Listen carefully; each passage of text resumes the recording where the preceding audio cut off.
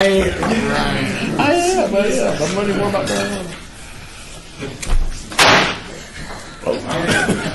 The audit committee meeting for October 24, 2018 is now called to order. This meeting has been properly noticed and posted in compliance with the open meeting law. Public comment during this portion of the agenda must be limited to matters that are on the agenda for action. If you wish to be heard, come forward and give your name to the record. And again, as a reminder, everyone, please identify yourselves when you speak. Thank you. If you wish to be heard, the amount of time that you're given will be limited to 3 minutes, potentially. You might be limited. So is there anyone that would like to come forward at this time? Hearing none, we'll move into agenda item number 4 for possible action on the approval of the minutes for both meetings of April 25th and July 25th. Are there any corrections or additions that need to be made to these meeting minutes? Having not heard of any changes that need to be made, I will now entertain a motion for approval. Motion. Stronger. Okay. All in favor? Aye. Any opposed? Okay. Meeting minutes are approved. So we'll move to agenda item number 5 for possible action on the audit of municipal court petty cash fund. And we'll now hear that report from Gary Phillips, Senior Internal Auditor. Hello, Gary Phillips, Senior Internal Auditor, City Auditor's Office. Today I'm reporting on the audit of municipal court's petty cash funds. Petty cash funds are defined as funds established for the purpose of making immediate or emergency payments, cash payments. These payments should not exceed $100 per occurrence and are replenished as needed through the City Treasurer's Office. I found that the fund custodian is not aware that a memo is required to be submitted to the Treasurer's Office for every month a disbursement was not made. We recommend the Department Director and Designee should ensure that if no disbursement is made during the month, then the fund custodian supervisor submits a signed memo to the Treasurer's Office. Court management was very supportive of our audit recommendation and has provided a response to our audit recommendation on the back of the report. I'd like to thank Municipal Court Management for their help with this audit, and Dana Black is here for any questions you might have concerning this audit. Okay. Any questions for discussion? No question. State your name for the record, please. Star Wars Anthony, Las Vegas City Council. Thanks. So in the past 12 months, how many months were funds not dispersed? 9 months. 9 months. So I guess the question is, do we need a petty cash fund at municipal court? Because I know we have reduced the number at the City of Las Vegas, is my understanding, and whenever you get into cash, you can always run into trouble. So I guess that's my question is, do you need a petty cash fund at the municipal court, and why, and there you go. Thank you, Mr. Chairman. Through you, Dana Levac, Municipal Court Administrator, Councilman Anthony. To answer your question, the petty cash funds are generally used for truly emergency situations, which generally arise in the specialty courts, where we have somebody who is out of medication or needs some sort of a travel voucher or housing or immediate need that can't be used with a purchase card or a PO. It just can't be met. So we would ask to continue that policy of the cash. It's used sparingly and only when absolutely necessary to ensure there's no abuse. And the judges are supportive of it? Are the judges involved in a petty cash fund, or is it just strictly you administration? Well, the judges don't specifically ask for cash, but they come down with a need of, hey, I have a defendant that needs this so we can maintain their housing and maintain their medical condition. Generally, it's their JEA or their case manager who comes down and asks for the actual disbursement. Okay, so it's mostly through the specific court for the Yes, petty cash? It is? Yes. Oh, okay. All right. And obviously they are supportive of a cash fund. they're the ones that need to use it. Yes, sir. Judges, okay.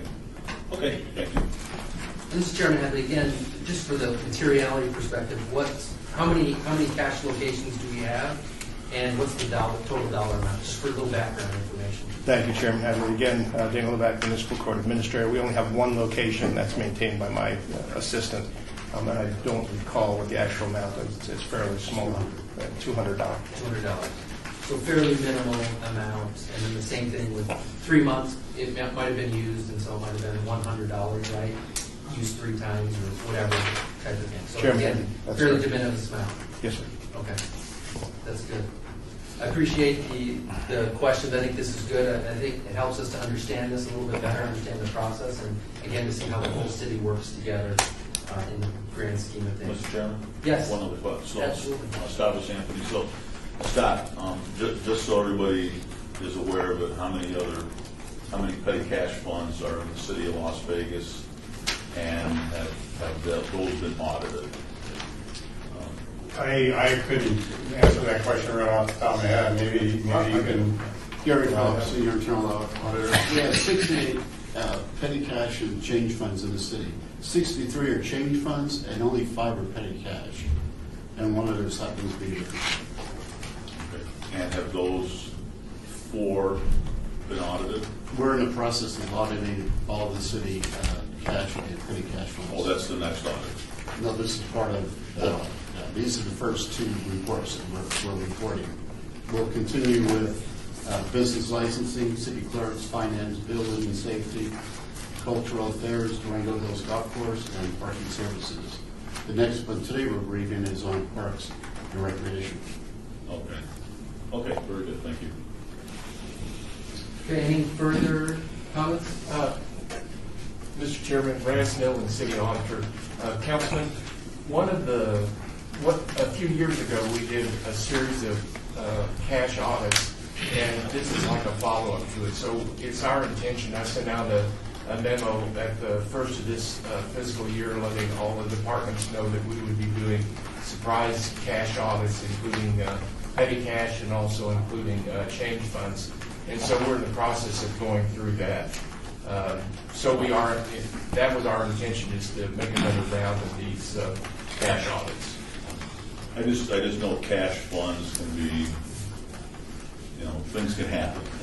So if there's any way we can move away from cash to debit cards and stuff like that, it just becomes less enticing for suspicious activity. And I know you guys understand that. So. Yeah, I think the thing that I hear is not so much the petty cash funds, because when I look at this audit, I think it's probably appropriate. Usually you're finding audit findings where petty cash funds are used for routine expenditures, which is not their purpose, Right. is the change funds. And where you usually have problems from a management oversight standpoint is the receipt of cash. And remote sites where you have large volumes of cash coming in for whatever it happens to be, and how do we handle that cash? And that's always fraught with issues. Okay. So I think that, I actually made a mental note here to have a discussion about, are there locations in the city where we can start to go from cash to a non-cash system? Great. But then there is a whole group of folks, and a lot of those are our customers of government. You might be able to do this in the private sector, but in the government it's very difficult, who don't. They don't have credit cards, they don't have checking, they don't have bank accounts. It works, there's a cash society out there, the very low rung of the income scale that are our customers. So it's one of those business decisions we're going to have to make, and as to how we deal with that. Okay, thank you. Okay, so at this point, I think we need to move for acceptance of this report. Can I have a motion? Motion to accept. Number. All in favor? Aye. Any opposed? Okay, motion passes. We're going to move on to agenda item 6. This is again Parks and Recreation change fund. So again, we'll hear from Gary Phillips, Senior Internal Auditor. Gary Phillips, Senior Internal Auditor, City Auditor's Office.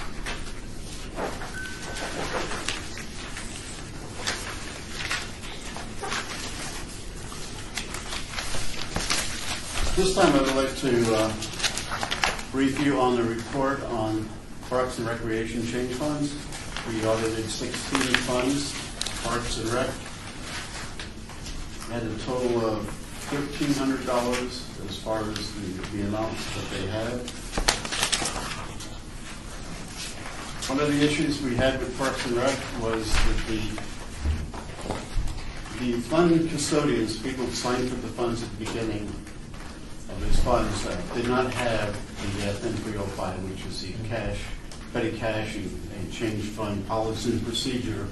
They did have the city's their own policies and procedures on cash handling, and like, for instance, Parks and Rec has RecTrack, so it's very specific to how they collect in for the programs using the RecTrack.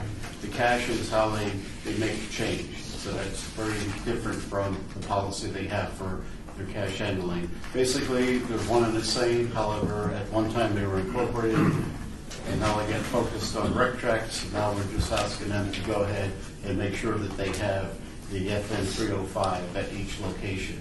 And that was completed.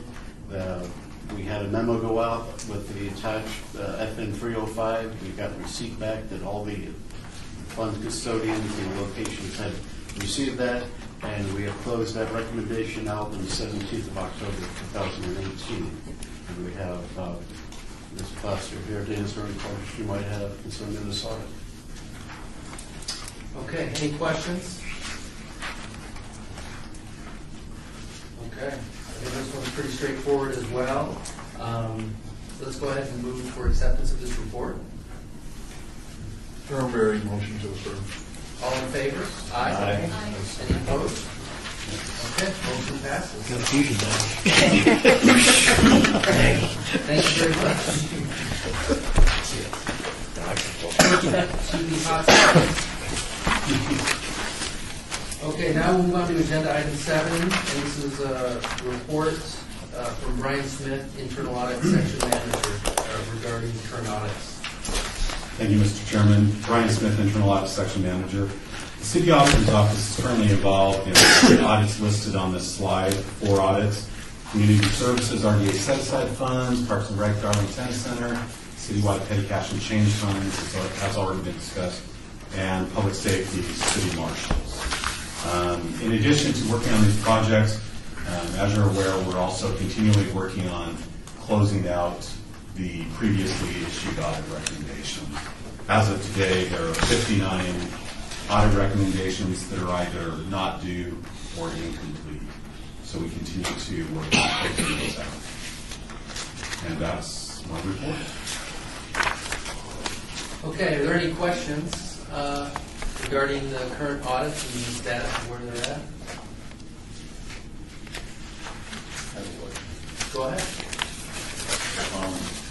Dr. Anthony, City Council. So the public safety, so you're doing a public safety audit of the city marshals, and it's my understanding there's an ICMA study also being done. So how are those two being done consecutively, and who's reporting to who and what first and second? How are you doing that? I mean, are the audits the exact same thing? Tim Acker, Chief Public Safety Services Officer. I don't know if the committee knows about this ICMA report. Yeah, I don't know. Okay. We probably need to know about that because they're going on at the same time.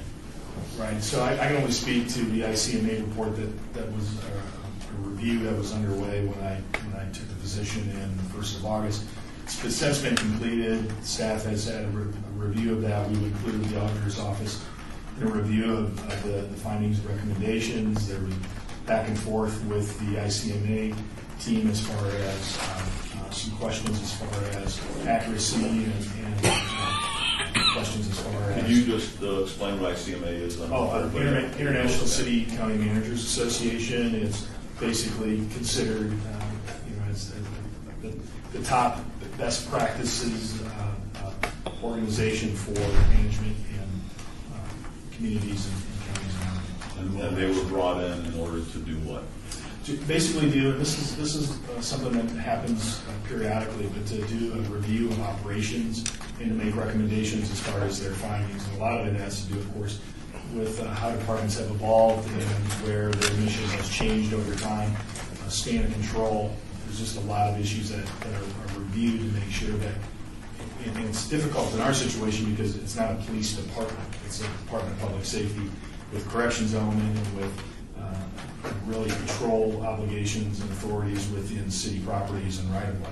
So it's different than a traditional department. That makes it a little challenging for ICMA to really do a comparison, because there's really not a lot of single situations to compare against. So what they do is they look at, based on best practices, functions within the organization, and make recommendations based on that. So we're at a point now where there's been a give and take with ICMA and leadership team of DPS. The final report has been received. We're going to brief City Manager Scott Adams next week, and then from that point forward, be briefing council and whatnot. Again, the auditor's office has been lockstep as far as receiving that draft report and sitting in on the conversation. And that report would be presented to the city council, not to the audit committee, correct?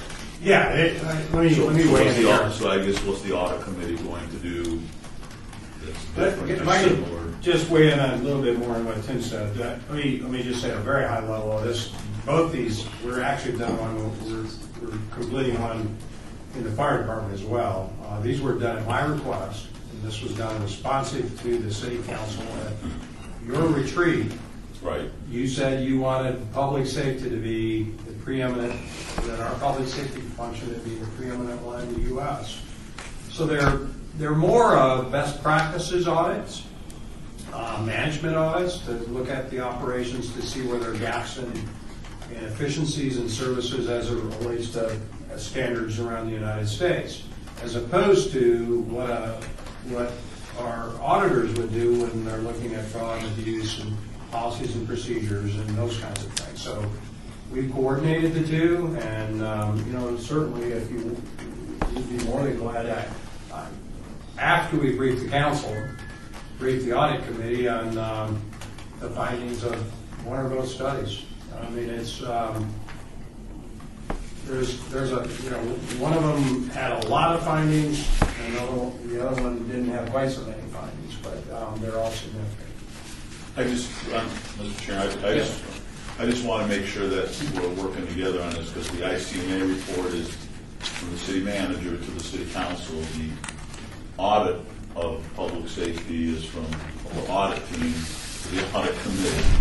So it sounds like we should be kind of working together if we're going to, the audit committee, if the auditors are going to make recommendations to the audit committee for us to consider, and then you're making recommendations to the city council.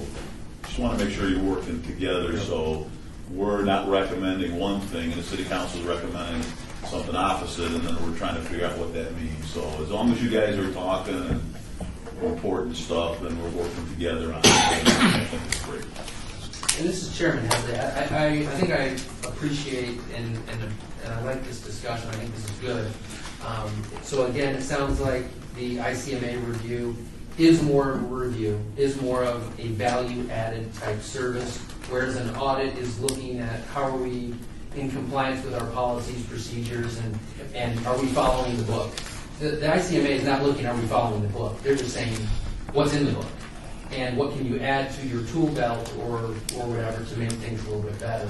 And so again, I think this might be good for a future agenda item where we do bring in additional value-added type of, if that's appropriate, to show how this ICMA and the audit, once it's completed, or one or the other is completed, of how they relate, and even if it's done sooner rather than later, once it's presented to council, of course, and then you'll hear that. But if you think that is of value for the rest of the committee, because we are very interested in this, I think that's what we like. We like the value added. We like some of the other interesting items like this. Mr. Snelling. Mr. Chairman and members of the committee, let me say just a little bit about this. We were tasked by the council to do an audit, a performance audit, of the Department of Public Safety, specifically the Marshal's Unit. And it's a typical performance audit. We're, of course, looking at the things that you mentioned. We're looking at policies and procedures and those type of things, but we're also looking at performance. So when we found out that ICMA had been called in to do this particular audit, or their particular work, then we suspended the work on what we were doing to find out the results of what ICMA found. And based on that, if there's some things that we think we want to look at a little closer, then we can move forward and do that. However, I wanted to use our resources as judiciously as we could, so there's no sense in having them look at something and us come back and look at the same thing. So they should go hand in hand. And so we will review the ICMA report and see if there's any additional things that we're interested in that we think we should look at, and then we'll go forward with that. So I think, in essence, we're really working hand in hand on this. Good. That's what I wanted to hear. Yeah, this is where there is a bit of an overlap, and we recognize that, and hopefully address it. Brian Smith, Internal Audit Section Manager. If I could just add, when ICMA first started this consulting project, we actually had the opportunity to meet with them. At the time of that meeting, we had done some planning for our performance audit. The scope of our audit hadn't been completely defined yet, but in the course of doing our planning, we had already identified some issues that we thought needed further attention. And so we were able to have this initial meeting with the consultants, provide our input, give some suggestions and things that they might want to focus in on. And then, as Tim and Scott had mentioned, we have had the opportunity to review a draft report. I had the opportunity to sit in on a meeting with management and to provide our input on that draft report. And so we are indeed working together, but we are waiting to see what that final report looks like, look at the recommendations, look at any internal control weaknesses that may have been identified by the consultants. Okay. Mr. Chairman, one other thing. Yeah. I think it would be important that once the city council is briefed and the final report is done, that members of this committee get that report. So when they have their auditing committee hat on and they're looking at our auditors, they see something in there that we didn't see. Says, hey, we should take a look at that from an auditing committee standpoint. So I'd like for the folks up here to see that. You have one more round. Yeah, so just for disclosure, when we scoped the one we're doing in the fire department, one of the things that we missed in the initial scope was a review of the management structure of the department. So we've asked that same team to go back and take another look and a review of the management structure for efficiencies. And that's something I'm very concerned about now, because we're facing a potential structural deficit next year. We're trying to run our city as effectively as we can, but as efficiently as we can. So we asked them to take another look at the management structure to see if there's any best practices out there that might make it a more efficient structure. So we don't have the results of that one yet. It's imminent, but we certainly will have all the rest of it. Okay. If there's no further comments, we don't need to approve anything on this one. So we'll move on to agenda item number 8. Again, report by staff regarding staffing levels within the office of the city auditor. And again, we'll hear from Brian Smith, Internal Audit Section Manager. Thank you, Mr. Chairman. Brian Smith, Internal Audit Section Manager. At the last audit committee meeting, we introduced you to our most recent hire, Nancy Cardoza, and she's been a great addition to our audit team. And since the last committee meeting, James Burnett, who was an Internal Auditor 2, received a promotion to the position of Senior Internal Auditor. And we congratulate James on this promotion.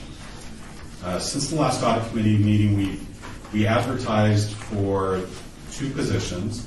the positions of Internal Auditor 2 and Senior IT Internal Auditor. We are currently reviewing applications that we've received on both these positions, and we hope to have them filled soon. And this concludes my report. Okay, any questions around staffing in the audit department? Hearing none, there's nothing else we need to do on this one, so we'll move on to agenda item number 9 for possible discussion action on the audit committee quarterly meeting dates for calendar year 2019. So the city auditor's office has worked with the audit committee members in identifying dates for next year's audit committee meetings. The proposed dates are up here on the screen. Due to scheduling conflicts, the first meeting date of 2019 has not yet been determined, but I'm sure we can work the details out on the date and the time of that. Are there any questions regarding the scheduling of next year's audit committee meetings? If not, we'll go ahead and we can get a motion.